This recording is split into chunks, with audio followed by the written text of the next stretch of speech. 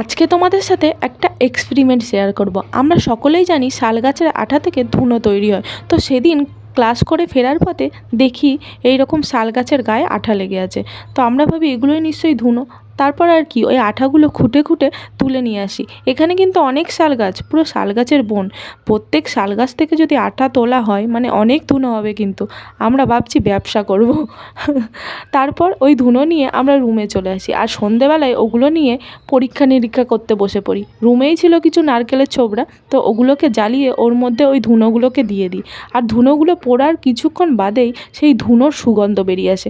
দোকান থেকে কিনে এনে পুজোর সময় তো তো তো ধুনো ব্যবহার করি, কিন্তু এই রকম গাছ থেকে তুলে এনে কোনো দিনও ব্যবহার করিনি। তাই ধুনোর সুগন্ধ পাওয়ার সঙ্গে সঙ্গে আমরা তো আনন্দে আপ্লুত, আমরা তো নাচতে শুরু করে দিই। তো আজকের ভিডিওটা এতটাই। ভালো লাগলে লাইক কমেন্ট করো, আর পরের ভিডিও দেখার জন্য চ্যানেলটি অবশ্যই সাবস্ক্রাইব